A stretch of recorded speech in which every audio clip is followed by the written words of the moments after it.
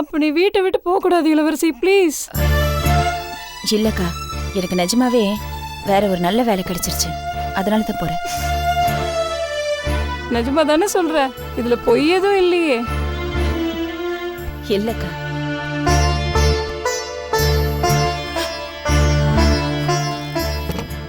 போகாத இளவரசி, please please.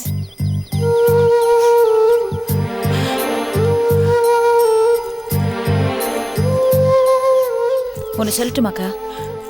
என் புருஷன் அந்த மகா மாதிரி ஆளுங்களெல்லாம் பார்க்கும்போது நாமெல்லாம் எதுக்கு வாழணும், செத்துடலான்னு தோணுது. ஆனா உங்களை மாதிரி ஆளுங்களெல்லாம் பார்க்கும்போது எதுக்கு சாகணும், வாழ்ந்துதான் பார்ப்போமேன்னு தோணுது. எனக்கு உண்மையிலேயே ஒரு நல்ல வேலை கிடைச்சதுனால தான் நான் உங்க வீட்டில இருந்து போறேன்.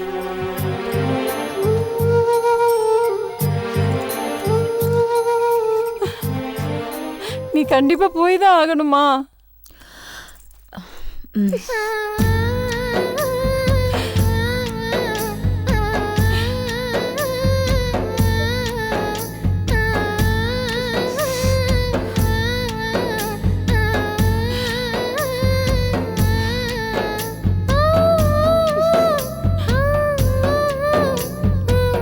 இத்தனை நாள் என்னை ரொம்ப நல்லா பார்த்துக்கிட்டதுக்கு ரொம்ப நன்றிக்கா.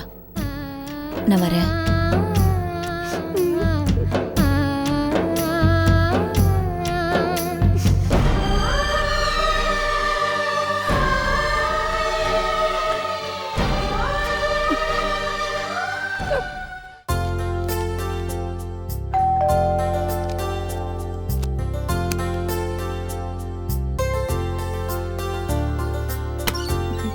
அடடே, உள்ள வா சுசி.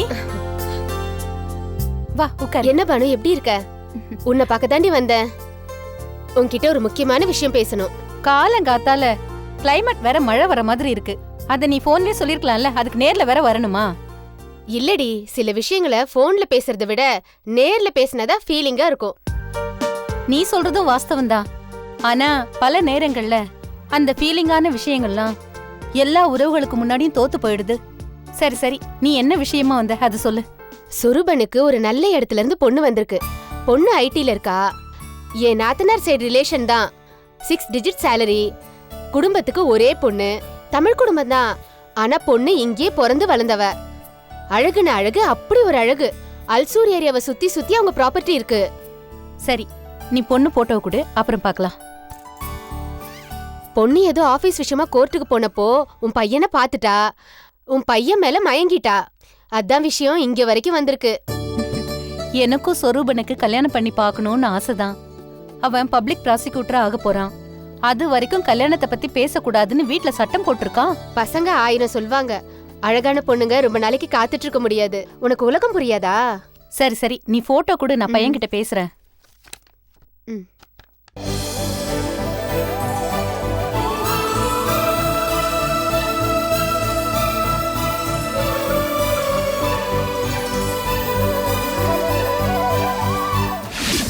ஏங்க, இந்த டீலருக்கான அமௌண்ட்டை சொல்றேன், நோட் பண்ணிக்கோங்க.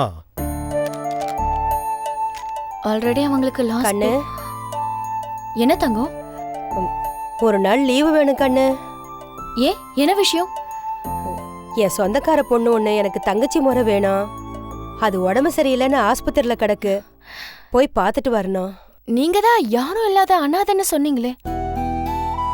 அனாதை தான், ஆனா ஒன்ன மாதிரி. அப்படின்னா?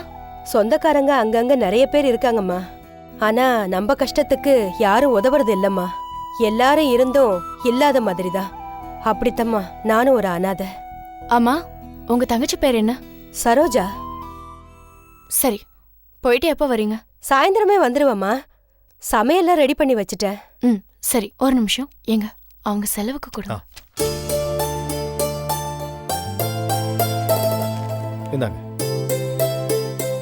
கண்ணு, நான் கேட்கலையம்மா.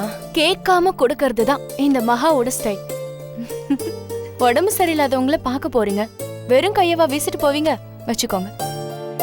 ரொம்ப நன்றிம்மா. அதெல்லாம் வேண்டாம், போங்க. வரையா.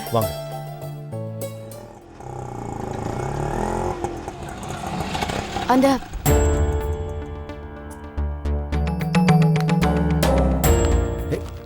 கணேஷ் வந்திருக்கா. வாங்க வாங்க.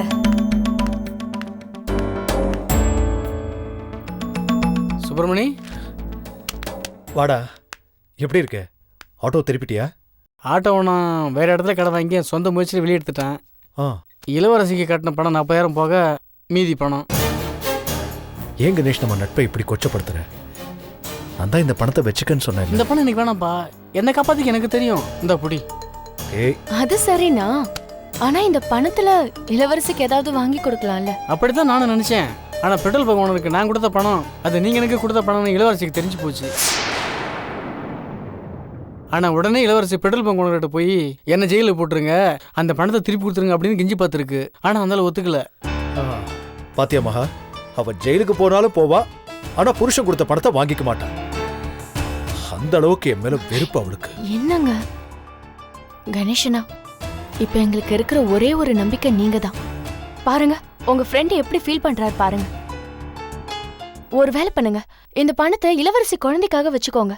இளவரசியை எப்படியாவது சமாதானப்படுத்தி இவரை கூட சேர்த்து வைங்க. அது முடியாதுமா, ஏன்னா இளவரசி அவ தங்கச்சி வீட்டுக்கு போயிட்டா. அங்கயா? அங்க எதுக்காக போனா? டே, இந்த கேள்வி உனக்கே நியாயமா தெரியுதா? இளவரசி கஷ்டப்படும் போது அவ தங்கச்சியாவது கூட இருக்காளு நினைச்சு சந்தோஷப்படுறா. நானே இளவரசியும் பிரிஞ்சதுக்கு 50% காரணமே அந்த லீலா தான். அப்ப மீதி 50% யாரால?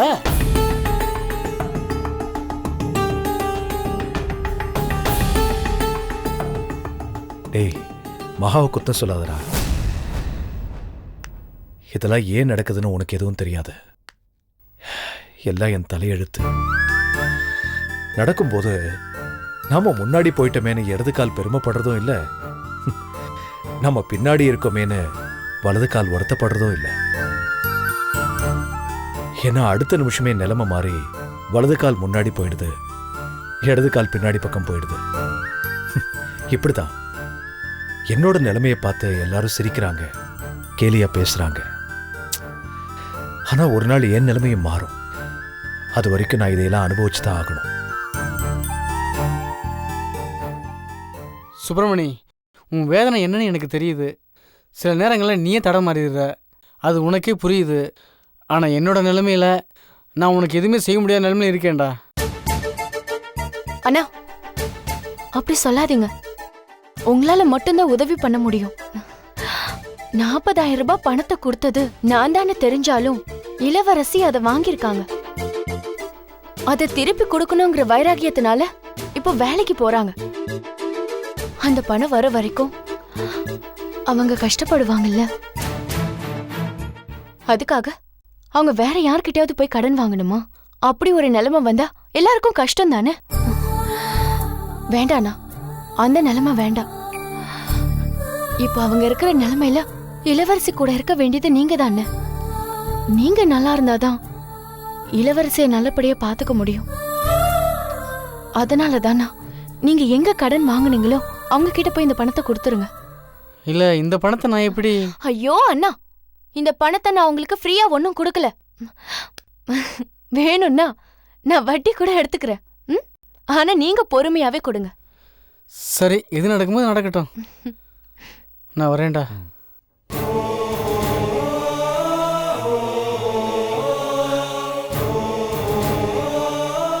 கணேஷ் வீட்டில் இருக்கும் போதாவது டாக்டர் ராஜலட்சுமியை அப்பப்போ போய் பார்த்துட்டு வருவேன். ஆனா இப்போ லீலா வீட்டுக்கு போயிட்டா. இனி எப்போ போய் அவளை நான் பார்ப்பேனோ? ஒன்றும் இல்லைம்மா, நம்ம கிளம்பலாமா? ஆஃபீஸ்க்கு நேரமாகுதே.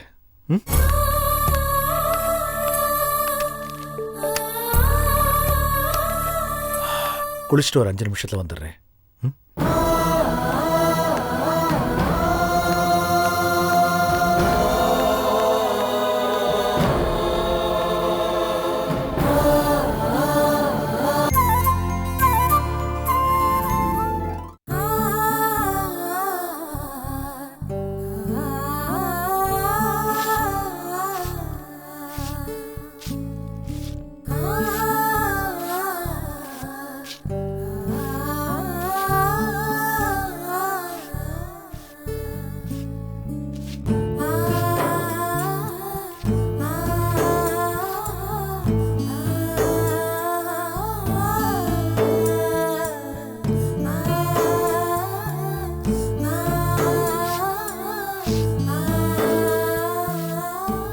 ஹலோ, கூட்டிக்கிட்டு இருக்கேன்னு தெரியுது, கொஞ்சம் தள்ளி உட்காரலாம்ல? ஆமா, என்னக்கா யோசனையிலே இருக்க? எனக்கு உடனே 40,000 ரூபாய் பணம் வேணும். எதுக்கு? என் புருஷன் மூஞ்சிலேயே விட்டேறினும். பெட்ரோல் பங்க்ல 40,000 ரூபாய் காணும்னு சொன்ன உடனே கணேசன் நான் கொண்டு வந்து கொடுத்தாருன்னு, அது அவரோட பணம்னு நினைச்சேன். ஆனா அப்புறம் தான் தெரிஞ்சது அவர் மகா கிட்ட கையேந்தி இருக்காருன்னு. அது மகாவோட பணம், அதை நான் திருப்பி கொடுக்கணும். ஆமா, பெரிய பணம். நீ யாருக்கும் எந்த சல்லி காசும் கொடுக்க தேவையில்லக்கா. சி, அவ பணம் எனக்கு எதுக்கு? நீயாவது அவ பணத்தை தான் வச்சிருக்க, ஆனா அவ உன் புருஷனையே. சரி சரி, முறைக்காத. இதெல்லாம் எங்க உனக்கு உரைக்க போகுது? இத பார், அவ எப்படியாவது இருந்துட்டு போட்டோம். எனக்கு வெக்கமான ரோஷெல்லாம் இருக்குல்ல. வாழ்க்கை ஒரு எலுமிச்சம்பளம் கொடுத்தா அத அடுத்தவங்களுக்கு ஜூஸ் போட்டு கொடுக்கணும்னு நீ நினைக்கிற. ஆனா அவ அடுத்தவங்க கண்ணுல பிழிஞ்சு விடணும்னு நினைக்கிறா. உனக்கும் அவளுக்கும் எத்தனை வித்தியாசம். நீ எல்லாம் உருப்படவே போறதில்ல. உன்னோட வியாக்கியானத்தெல்லாம் கொஞ்சம் நிறுத்துறியா? இப்ப என் வேலைக்கு மட்டும் ஒரு வழி சொல்லு. உன் வேலைக்கு என்ன? உன் பிரச்சனைக்கு நான் வழி சொல்றேன். நேரா தமிழரசி மேடம் கிட்ட போ. மகா உன் புருஷனோட வாழ்றான்னு போலீஸ்ல ஒரு கேஸ் போட சொல்லு. அடுத்த நிமிஷம் உன் புருஷனை தூக்கி உள்ள வச்சிருவாங்க. மாமா பயந்து உன்கிட்ட ஓடி வருவாரு. அவரை தேடி அவளும் இங்க ஓடி வருவா. அப்ப என் கையில வச்சிருக்கேன் பாரு. இத வச்சு அவளை சலிக்க சலிக்க இந்த தொடப்பம் பிய பிய நான் அவளை அடிக்கணும் இல்லைன்னு மட்டும் பாருக்கா. அதுக்கப்புறம் அவ உன் பக்கமே தலை வச்சு படுக்க மாட்டா. இது ஆக்ஷன் யுகம்க்கா. உனக்கு வன்முறையை விட்ட வேற எதுவுமே தெரியாதா? என்ன பண்றது? சண்டைன்னு வந்துட்டா நீ காந்திஜி, நான் நேதாஜி. இத பாரு, போலீஸ்ல கம்ப்ளைண்ட் கொடுக்கறதுனாலலாம் அவரை உள்ள தூக்கி வச்சிட முடியாது. அவர் மகா வீட்டுல தங்கி இருக்காரு, அவ்வளவுதான். இதை வச்செல்லாம் அவங்க எந்த ஆக்ஷன் எடுக்க மாட்டாங்க. உன்னோட இந்த பொறுமை, சகிப்புத்தன்மை இதெல்லாம் தான்க்கா அந்த மகாக்கு ரொம்ப வசதியா போயிடுச்சு. எனக்கு என்ன, நீயாச்சு அவளாச்சு. என்ன பெருக்க விடு. என் வீட்டையாவது குப்பை இல்லாம சுத்தமா நான் வச்சுக்கிறேன்.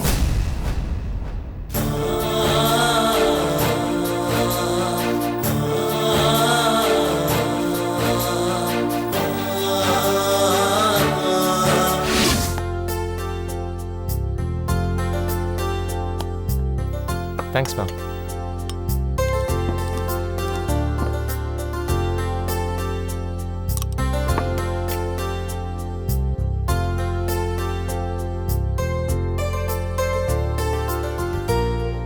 நான் உன்கிட்ட பேசலாமா? என்னை பொறுத்த வரைக்கும் உனக்கு தெரிஞ்ச ஒரே டாபிக் என் கல்யாணம் தான். பேசு. பேரு சொர்ணலட்சுமி. ஆளும் அப்படிதான் லட்சுமிகரமா இருப்பா. கோடீஸ்வர குடும்பம். அல்சூர்ல பாதி அவங்களோட தான்.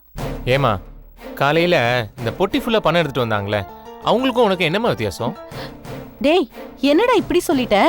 பின்ன என்னம்மா, உன் வார்த்தையை நீயும் யோசிச்சு பாரு. பொண்ணு அழகானவ, பணக்காரி, இதுதான் சொல்றியே தவிர அன்பானவ, இறக்க சிந்தனை உள்ளவ, நல்லவ அப்படின்னு சொல்லியம்மா. அது அது அதுவும் தாண்டா. இல்லம்மா, இந்த பொண்ணு ஆபீஸ்க்கு அஃபிலியேட் ஃபைல் பண்ற விஷயமா வந்திருந்தா. எல்லார்ட்டையும் ரொம்ப திமிரா நடந்துக்கிட்டா. எனக்கு பிடிக்கலம்மா. டேய், எல்லாரும் இப்படியே தட்டி கழிச்சிட்டே இருந்தேனா நான் எப்பதான் எப்படிதான் உனக்கு பொண்ணு தேடுறது? நான் கல்யாணம் பண்ணிக்க போற பொண்ணு ஏழையாவோ, இல்ல சின்ன வயசுலேயே கணவனை இழந்தவங்களாவோ, இல்ல பிசிக்கலி சேலஞ்சரா இருந்தா கூட எனக்கு ஓகே தாம்மா. தப்பு இல்லம்மா.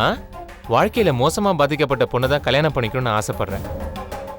அப்படி ஒரு பொண்ணு பார்த்தா நீ என்கிட்ட கேட்கணும்னு அவசியமே இல்லை. நீயே கல்யாணத்தை முடிவு பண்ணிடலாமா? அப்ப இந்த பொண்ணு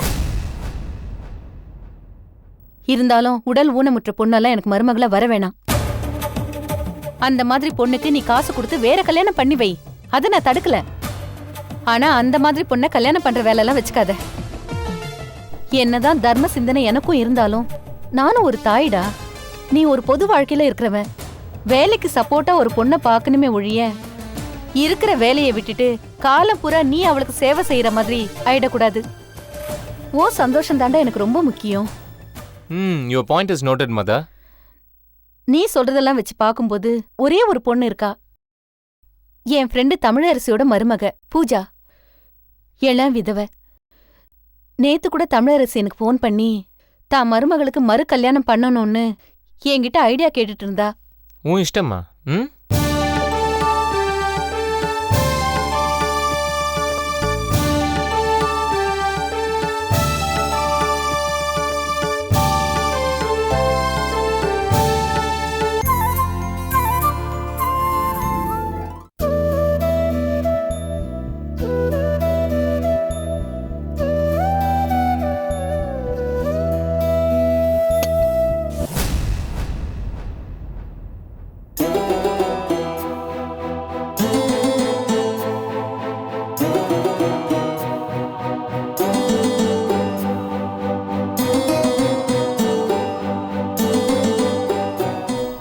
என்னங்க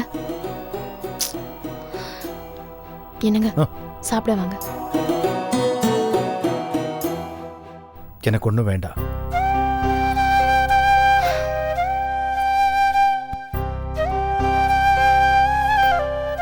நானும் உங்களை ரொம்ப நேரமா பார்த்துட்டு தான் இருக்கேன். நீங்க ரொம்ப அப்செட்ல இருக்கீங்க. இளவரசி பத்தி தானே நினைச்சிட்டு இருக்கீங்க? நான் கணேஷ் வீட்டுக்கு போய் அவளை கெஞ்சி கூப்பிட்டோம், என்னை இன்சல்ட் பண்ணி திருப்பி அனுப்பிட்டா. சாரிங்க. என்னால தான் நீங்களும் இளவரசியும் பிரிஞ்சிருக்கீங்கன்னு நினைக்கும் போது மனசுக்கு ரொம்ப கஷ்டமா இருக்கு. ஐம் சாரிங்க. நீ என்ன பண்ணுவ? அதான் என்ன பண்றதுன்னு புரியலங்க. நாம அவங்களுக்கு பணம் கொடுத்து உதவி பண்ணணும்னு நினைச்சாலும் அதை தப்பாவே புரிஞ்சுக்கிறாங்க. நான் என்ன பாவம் பண்ணேன்னு எனக்கு தெரியல. ஆனா இளவரசி பாவங்க. அவங்கள கஷ்டப்படுத்துனா அடுத்த பிறவில எனக்கு இதை விட கொடுமையான நோய் வர வாய்ப்பு இருக்கு. அதை விட நான் சீக்கிரமா செத்துறதே பெட்டர். என்ன மகா, ஏன் இப்படிலாம் பேசுற? இளவரசி எந்த அளவுக்கு உங்களை சின்சியரா நேசிக்கிறாங்களோ அந்த அளவுக்கு நானும் உங்களை லவ் பண்றேன். அது உங்களுக்கு புரியுதுல்ல? அதுல உங்களுக்கு எந்த சந்தேகமும் இல்லையே? மகா, ஆமா இல்ல ஏதாவது சொல்லுங்க, மழுப்பாதீங்க. புரியுது. இந்த காதல் உங்களை சந்தோஷப்படுத்தணும்னு நினைக்கிறேன். இந்த காதலால நான் சந்தோஷமா இருக்கணும்னு ஆசைப்படுறேன். எல்லா காதலர்களுக்கும் ஒரு காலகட்டத்துல ஒரு பிரச்சனை வரும். எல்லா காதலர்களும் ஒரு காலகட்டத்துக்கு அப்புறம் அழ ஆரம்பிச்சிடுறாங்க. ஆனா நம்ம காதல் அப்படி இருக்கக்கூடாதுன்னு நான் நினைச்சேன்.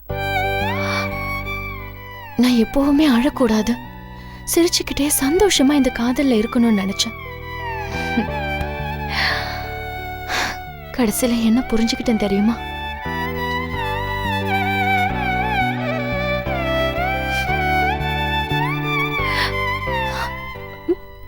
மகா, இல்ல, கால்களை ஏறமாக்காம ஒரு கடலை கூட கடந்துடலாம், விமானத்துல பறந்துடலாம்.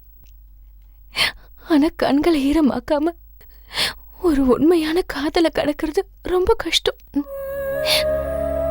சாத்தியமே இல்ல. It's impossible. I'm sorry. நான் என் சுயநலத்துக்காக உங்களை ரொம்ப கஷ்டப்படுத்துறேன். ஆனா எனக்கு வேற வழி தெரியல. I'm sorry. மகா, மகா ப்ளீஸ் அழாத. அனாவசியமா ஒன்ன நீயே குழப்பிக்காத. சொல்றது கேளு மகா, ப்ளீஸ் அழாத.